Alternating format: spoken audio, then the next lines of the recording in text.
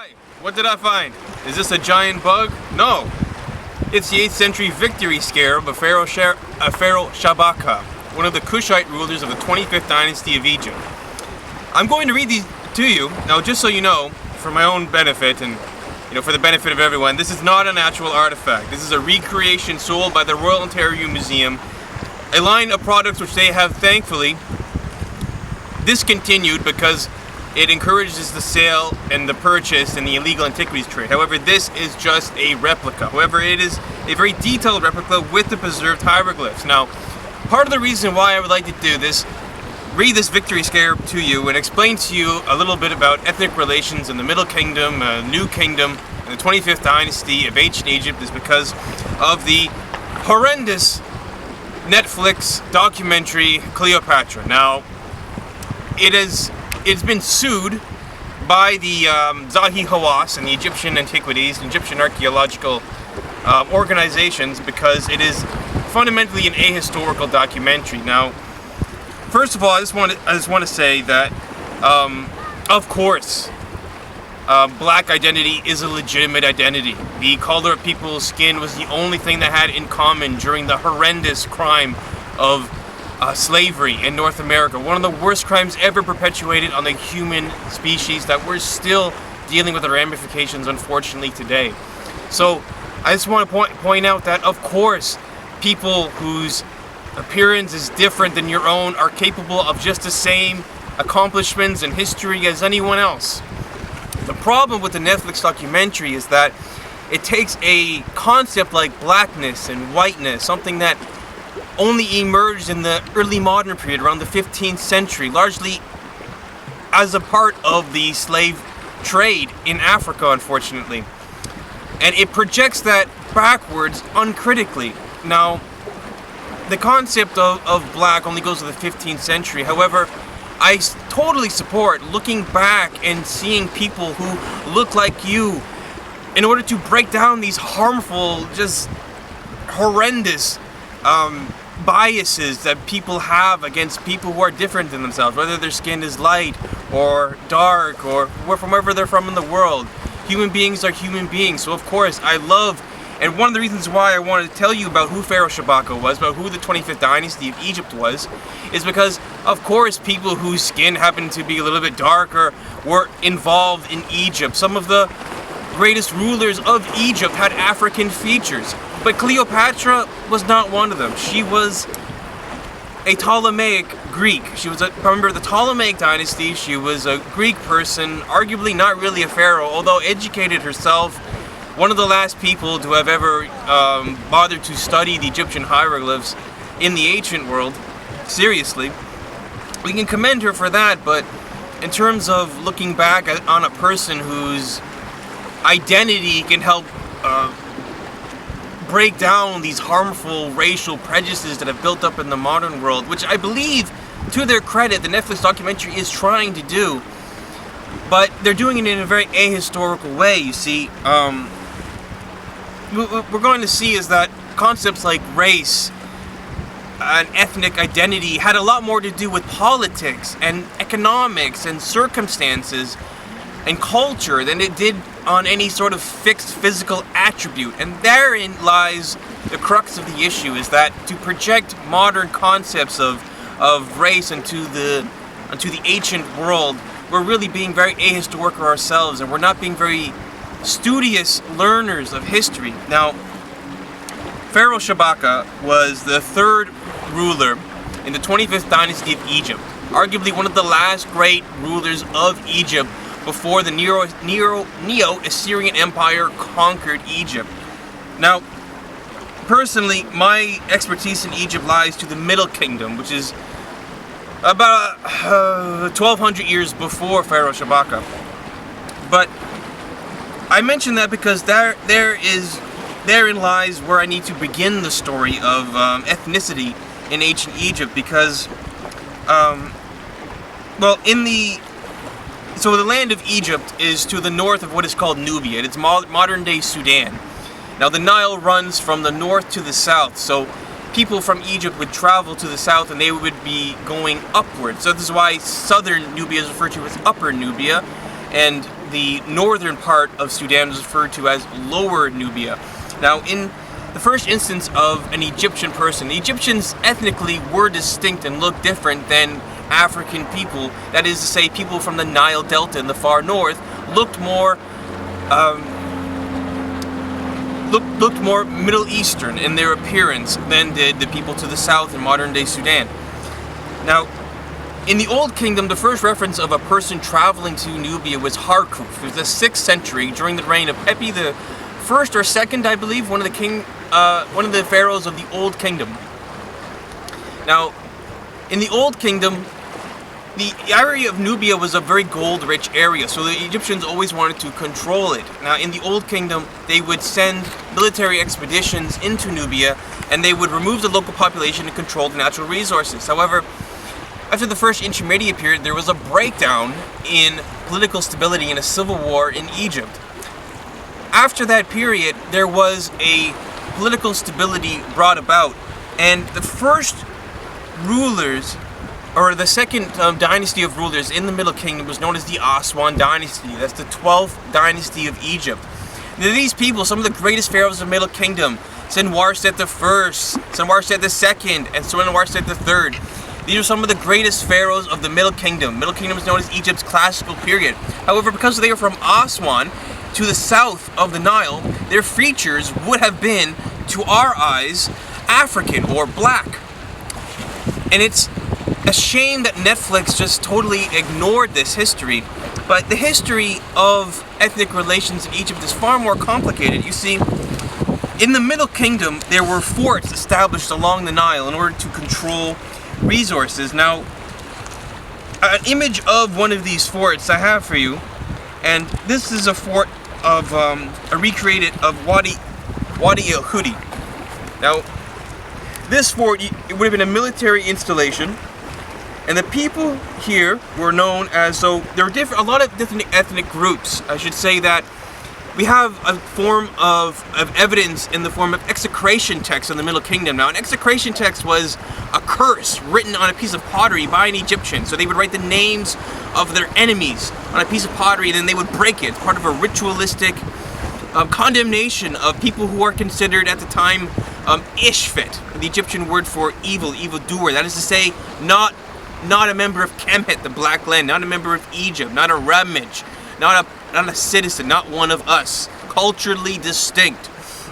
In the execration text, they mention several different, I think up to 17 different political groups in Sudan. And these people here would have been semi-nomadic or nomadic peoples who would travel. A lot of them were pastoralists. However, as climate changed, many of them came to work with the Egyptians, becoming laborers, and even in the future they will become prize fighters and soldiers, becoming eventually the Medjay, the great warriors of the pharaoh, the most feared soldiers in his armory, some of the essential components of his army, but more on that later. The execration texts of the Middle Kingdom mention a Nubian polity such as Irtit, Wawad, Yam, Medya, Satyu. Various states in Nubia had distinct rulers. Now, these rulers were able to consolidate and resist Egyptian hegemony very early on. Unfortunately, some of the early archaeologists, like George Reiner, he had an Egyptian bias when he was uncovering evidence in Sudan at the time, around 1909 or 1919, I believe it was 1909. He misidentified sites of people living in Sudan as Egyptian, when they were in fact culturally distinct, because the Egyptian cultural influence was so great in the areas that it was really hard to distinguish, especially in early archaeology. Now, some of the other groups mentioned here at these forts in the Middle Kingdom, so these forts were established to control resources. This is an example of Hessem, or a form of amethyst that the Egyptians prized for jewelry.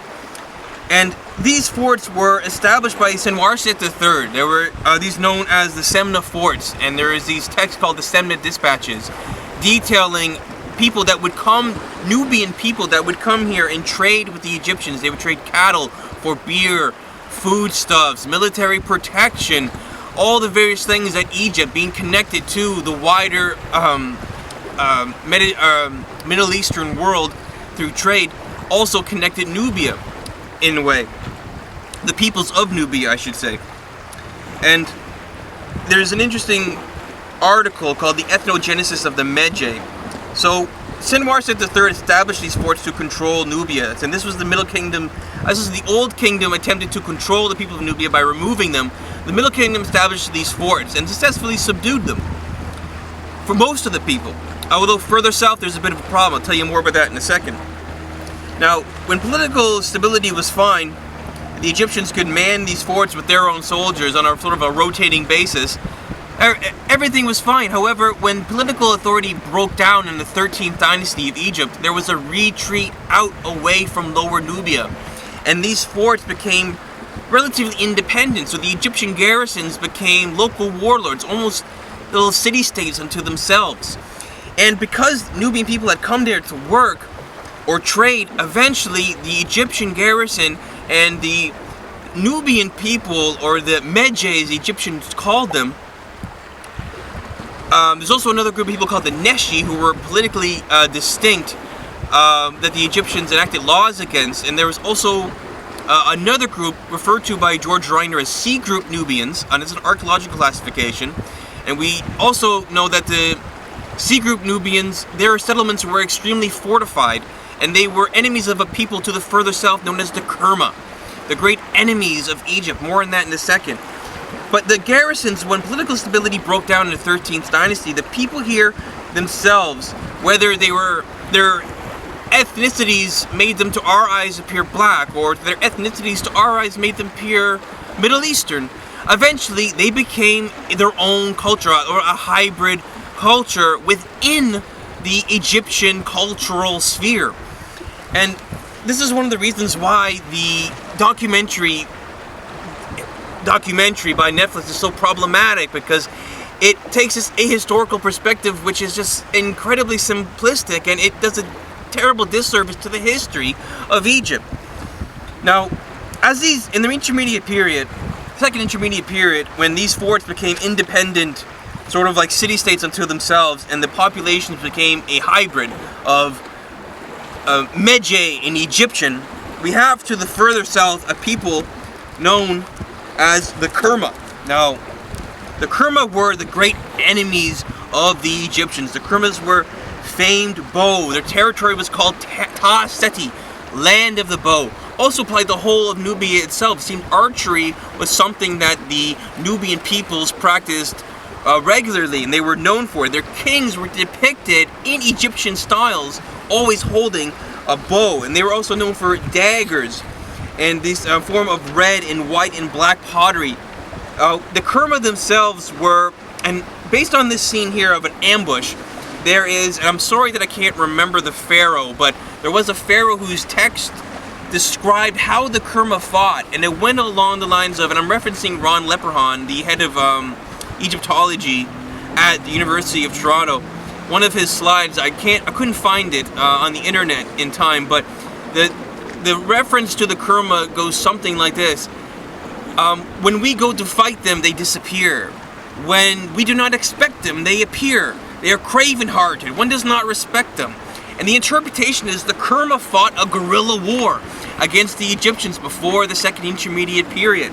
That the Kerma refused to engage the Egyptians, a formal state with standing armies, refused to engage them in direct conflict, and instead did hit-and-run tactics. And so they were an extreme nuisance to the Egyptian hegemony in the area.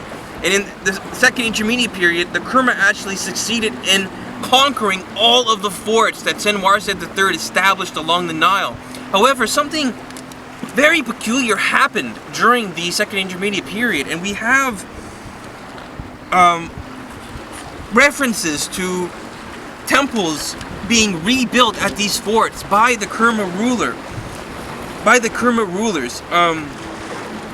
And so when we have temples being reconstructed with the permission of the Kerma rulers, we see that there was, from a very early on, an eagerness to participate in Egyptian cultural practices, and a respect for Egyptian cultural practices, even though they resisted the political hegemony of the Egyptian state.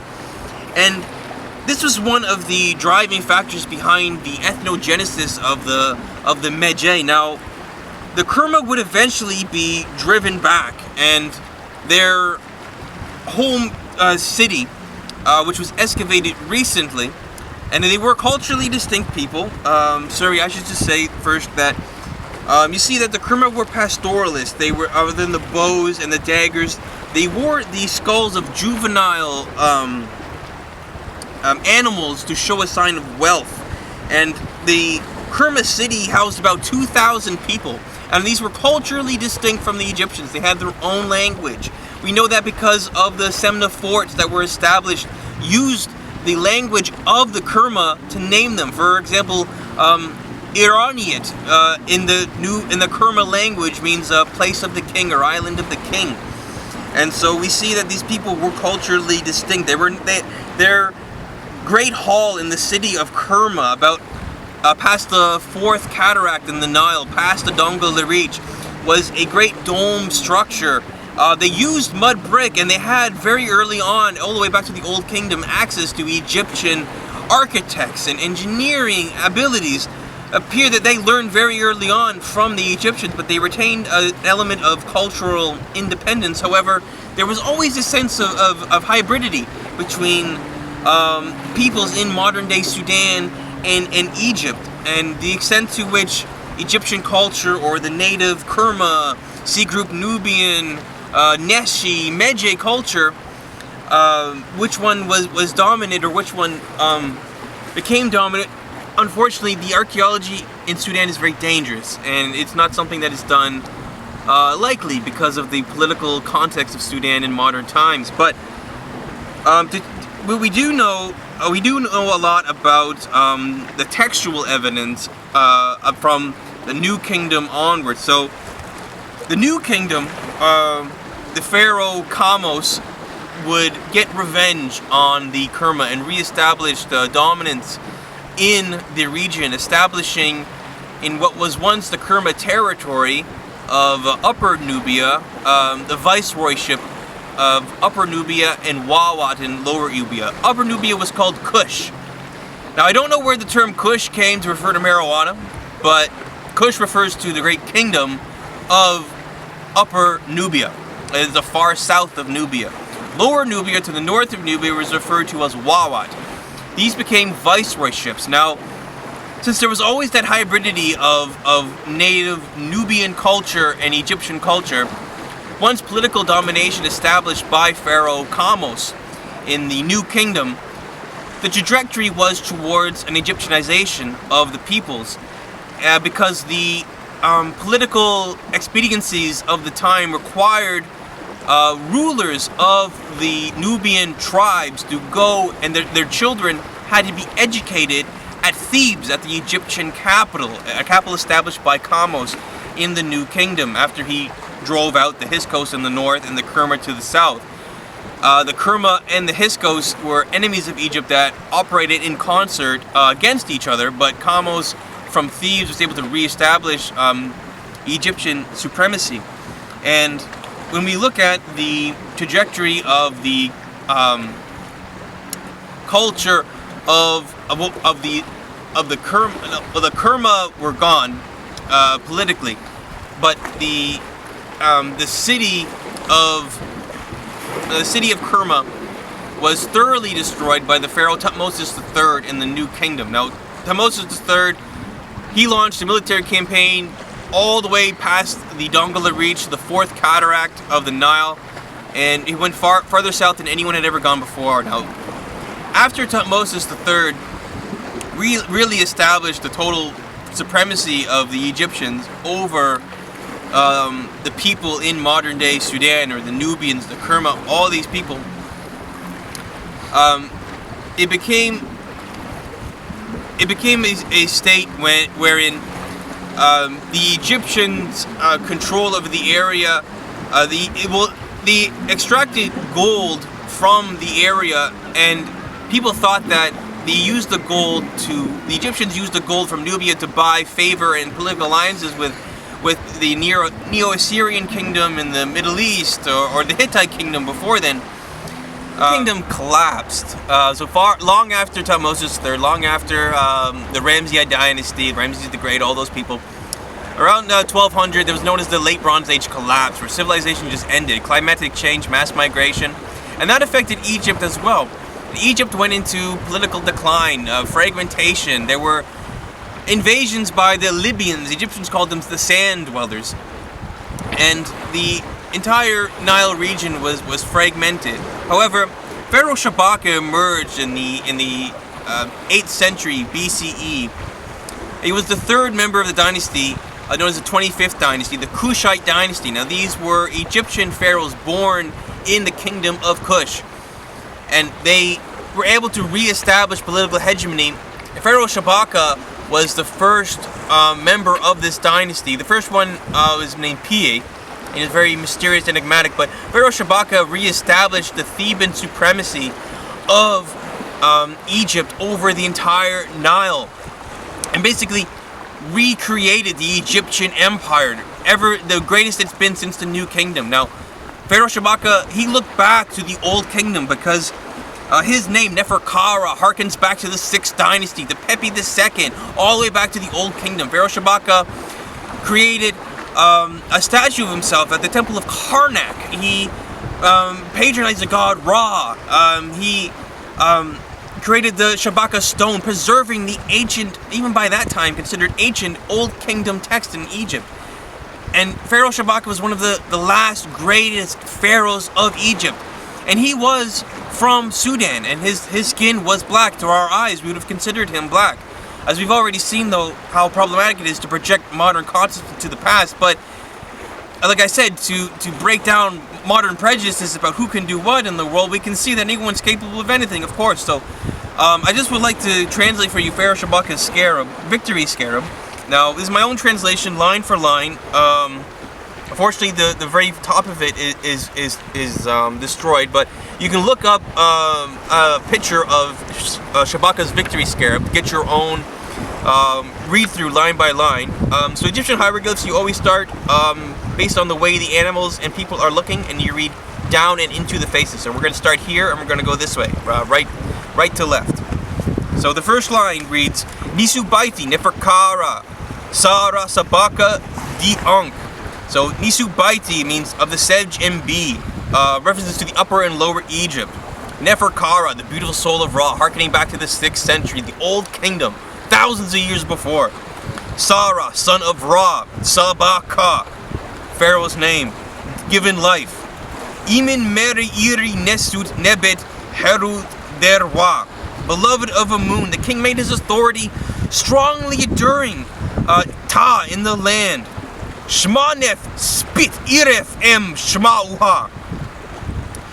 He destroyed those rebels, the nef spit, those rebels. Iref em shmauha in Upper and Lower Egypt.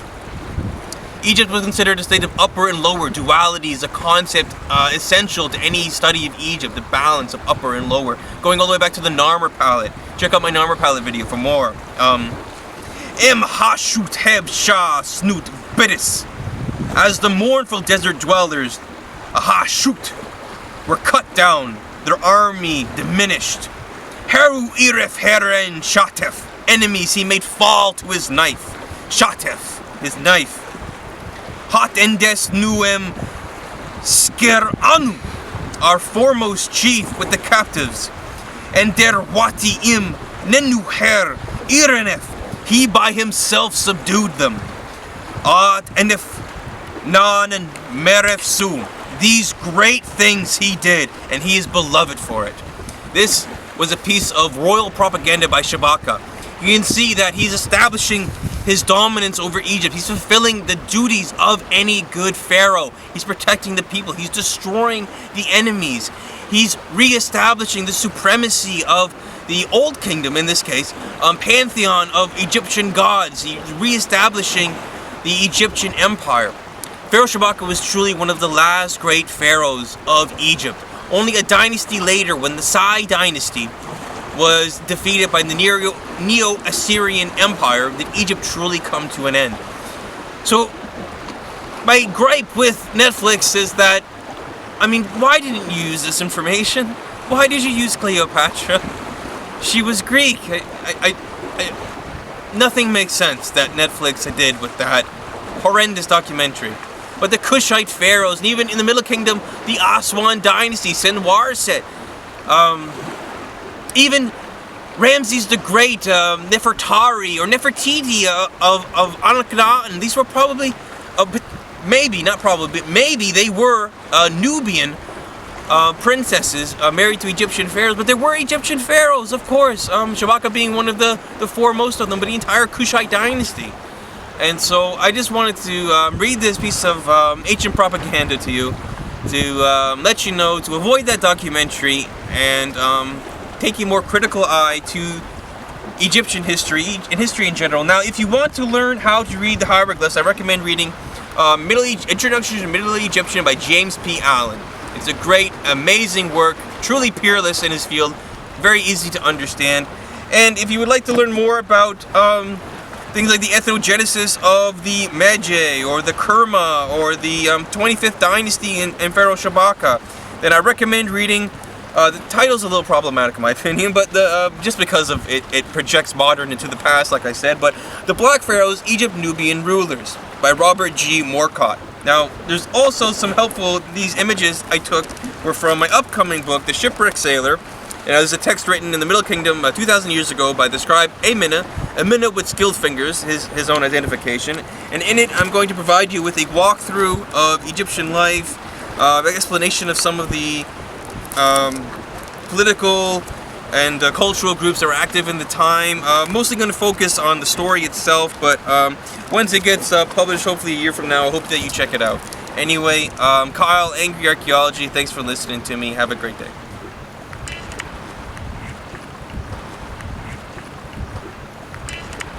A capital established by Kamos in concert against each other, but